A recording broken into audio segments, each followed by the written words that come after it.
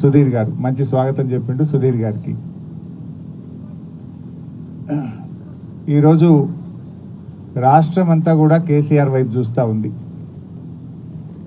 ఏడాది అర్థంలో కుల్లం కుల్లా అయిపోయింది. పాలేందో నీళ్ళేందో తేలిపోయినాయి. 10 ఏళ్ల కేసీఆర్ పాలన ఎట్లుంది, ఏడాది అర్థం రేవంత్ రెడ్డి పాలన ఎట్లా ఉందో ప్రజలకు కుల్లం కుల్లా అర్థమైపోయింది. రేవంత్ రెడ్డి అన్ని మాటలే తప్ప చేతలు లేవు అని ఇలా కుల్లా అర్థమైపోయింది. ఏం చెప్పిండు ఆ రోజు? చెప్పింది ఒక్కటన్నా అమలవుతుందా? మేము రాగానే ఎల్ఆర్ఎస్ ఫ్రీగా చేస్తాము, కేసీఆర్ గారు డబ్బులు లాగుతుండు అన్నాడు. ఇప్పుడు ఏం చేస్తుండు? ఎల్ఆర్ఎస్ ముక్కు విండి ఇలా పేద ప్రజల దగ్గర ఎల్ఆర్ఎస్ డబ్బులు వసూలు చేస్తుండు. ఆ రోజు ఏమన్నాడు?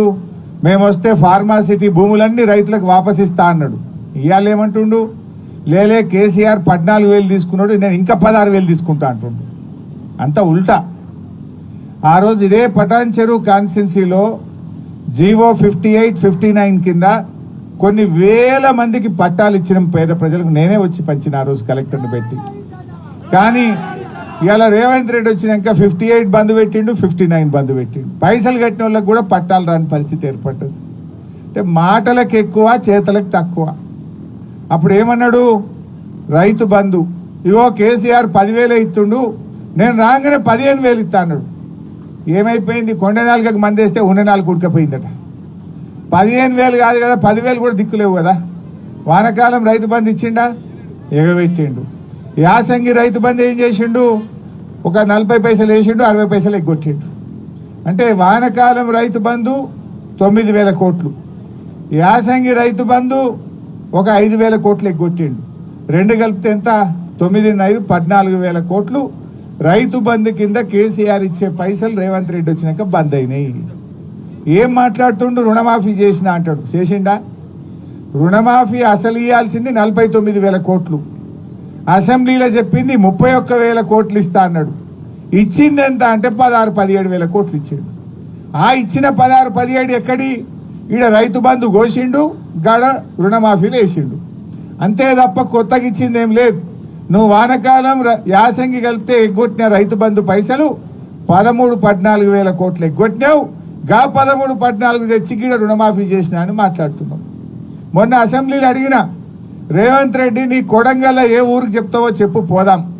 బట్టి విక్రమార్క నీ మదిరలో ఏ ఊరు చెప్తావో పోదాం. లేదంటే మా పటాన్ చెరువుకి వస్తావా, మా సిద్దిపేటకు వస్తావా రా. ఏ ఊర్లోనన్నా 100% రుణమాఫీ అయిందంటే నేను అక్కడనే ముక్కు నేలకు రాస్తా, నువ్వు రాస్తావా అని అడిగిన. సప్పుడు లేదు, ముఖం కిందికేసిరు, తలకాయ కిందికేసిరు తప్ప మాట్లాడతలేదు. అంటే ఇలా రుణమాఫీ ఆటానమందం కూడా కాలే, రైతు బంధు రాలే, 4,000 పింఛన్ రాలే, అక్క చెల్లెళ్లకు మహాలక్ష్మి రాలే. అన్ని మాటలు చెప్పిండు తప్ప ఏమి కూడా చేయలే. కానీ అదే కేసీఆర్ గారు ఎలక్షన్లలో ఓట్లల్లో చెప్పకపోయినా 13 లక్షల పేదింటి ఆడపిల్లల పెళ్లిలకు కళ్యాణ లక్ష్మి కింద 1,00,000 రూపాయలు ఇచ్చిండు కేసీఆర్. ఈయనేమన్నాడు? తులం బంగారం కలుపుతా అన్నాడు. తులమేమో కానీ ఆ కళ్యాణ లక్ష్మి చెక్కు కూడా పిల్లలు ఉంటుందాకా వస్తలేదు. పెళ్ళైనప్పుడే ఇస్తా నేను, దాంట్లో మండపంలోనే ఇస్తా చెక్కు అన్నాడు రేవంత్ రెడ్డి. పెళ్లి కాకముందే ఇస్తా అన్నాడు. తులం బంగారం కలుపుతా అన్నాడు. తులం బంగారం లేదు కానీ పెళ్లి అయినాక పిల్లలు పుట్టినా కళ్యాణ లక్ష్మి చెక్కు వస్తలేదు ఇలా రేవంత్ రెడ్డి పాలనలో. అంత ఆగమాగం అయిపోయింది, అంత ప్రజలకు అర్థమైపోయింది. కేసీఆర్ తెలంగాణను నిలబెట్టిండు, కానీ రేవంత్ రెడ్డి తెలంగాణను పడగొట్టిండు. ఎందుకు ఈ మాట అంటున్నా? నేను ఉత్తగా అంటలేను, అసెంబ్లీలో చెప్పిన. మన రాష్ట్ర ప్రభుత్వ జీఎస్టీ ఆదాయం ఇవాళ తగ్గిపోయింది. కేసీఆర్ ఉన్నప్పుడు ప్రతి సంవత్సరం 12% గ్రోత్ ఉంటుండే. రేవంత్ రెడ్డి వచ్చినాక దేశ సగటులో సగానికి సగం పడిపోయింది తెలంగాణ జీఎస్టీ ఆదాయం. భారతదేశం 10% జీఎస్టీ గ్రోత్ రేట్ సాధిస్తే తెలంగాణ కేవలం 5% మాత్రమే ఈ సంవత్సరం జీఎస్టీలో గ్రోత్ రేట్ సాధించింది. కేసీఆర్ ఉన్న 10 ఏళ్లలో దేశం కంటే ఎప్పుడు ఎక్కువనే ఉన్నది తప్ప ఎన్నడూ కూడా తక్కువ లేము. రేవంత్ వచ్చినాక దేశం సగటులో మనం సగానికి సగం పడిపోయినామంటే ఈయన పరిపాలన వైఫల్యం వల్ల తగ్గింది.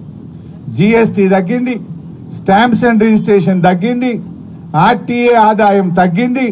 అంటే ఏది చూసినా తగ్గుముఖం పట్టింది, తిరోగమనం పట్టింది. కేసీఆర్ తెలంగాణ నిలబెట్టిండు, రేవంత్ రెడ్డి వచ్చిన ఏడాది అర్థంలో తెలంగాణను పడగొట్టిండి ఇవాళ. ఇది కుల్లా ప్రజలకు అర్థమవుతా ఉంది. కేసీఆర్ చెట్లు పెడితే రేవంత్ రెడ్డి చెట్లు నరుకుతుండు. పెట్టుడు కేసీఆర్ వంత అయింది, నరకుడు రేవంత్ రెడ్డి వంత అవుతుంది. కనబట్టలేదా? మొన్న అగ్రికల్చర్ యూనివర్సిటీలో 100 ఎకరాల భూమి తీసుకున్నాడు, అక్కడ చెట్లన్నీ నరికేసిండు అగ్రికల్చర్ యూనివర్సిటీలో. నిన్న మొన్న మీరు చూసిండ్రు హెచ్సియుల 400 ఎకరాల ఇవాళ హెచ్సియు భూముల్లో అడవులను నరికి మూగ జీవాల పాపం ఇవాళ మూట కట్టుకున్నాడు రేవంత్ రెడ్డి. హైడ్రా పేరిట పేదల బతుకులు కూల్చిండు, హెచ్సియులో అడవులు నరికి ఆ మూగ జీవాల బతుకులను కూడా కూల్చిండు రేవంత్ రెడ్డి. ఆ మూగ జీవాల ఉసురు తగులుతుంది ప్రభుత్వానికి. మనం టీవీలో పేపర్లో చూస్తున్నాం, జంగల్ కొడితే ఆ మూగ జీవాలు జింకలు వచ్చి ఇళ్ళలో పడుతున్నాయి. కుక్కలు దాడి చేసి జింకల్ని 2-3 జింకల్ని కుక్కలు కొరికి చంపినాయి. ఇదంతా రేవంత్ రెడ్డి పాపం కాదా? ఏం పాపం చేసిందని ఆ మూగ జీవాలు ఉసురు పోసుకుంటున్నావు? హైడ్రా పెడితివి, పేదోళ్ళ ఇండ్లు కూల్చి వాళ్ళ ఉసురు పోసుకుంటువి. ఒక చిన్న పాప ఏడ్చింది, నా నాన్న కొనిచ్చినటువంటి వాటర్ క్యాన్ తెచ్చుకుంటా, నేను లోపలికి పోయి వాటర్ క్యాన్ తెచ్చుకుంటా అంటే కూడా ఆ చిన్న పాపను కూడా కనికరించకుండా పేదోళ్ళ ఇండ్లు కూల్చిండు రేవంత్ రెడ్డి. కేసీఆర్ది సాగు భాష అయితే రేవంత్ రెడ్డిది చావు భాష. కేసీఆర్ ఎప్పుడు మాట్లాడినా మిషన్ కాకతీయ కింద చెరువులు బాగు చేయమన్నాడు, వాగుల మీద చెక్ డ్యాములు కట్టమన్నాడు, ప్రాజెక్టులు కట్టమన్నాడు, రైతులకు నీళ్లు ఇవ్వమన్నాడు, రైతులకు నీటి తీరువా రద్దు చేసిన భాష కేసీఆర్ది. రేవంత్ రెడ్డి మాట్లాడితే ఏమవుతాడు? నీ పేగులు వీక్తా, మెడలేసుకుంటా, నేను తొండలు సొర్రగొడతా, తొక్కుతా, సంపుతా, సీరుతా, బట్టలు కూడా వీక్తా, గిద్దప్ప సాగు భాష తప్ప ఒక్క మంచి భాష మాట్లాడిండా ముఖ్యమంత్రి? కేసీఆర్ది సాగు భాష, రేవంత్ రెడ్డిది చావు భాష. ఇంతకు మించి నువ్వు చేసింది ఏమున్నది రేవంత్ రెడ్డి అని అడుగుతా ఉన్నా. ఇవాళ ఈయన పని ఢిల్లీలో కూడా అయిపోయింది. మొన్న బీసీల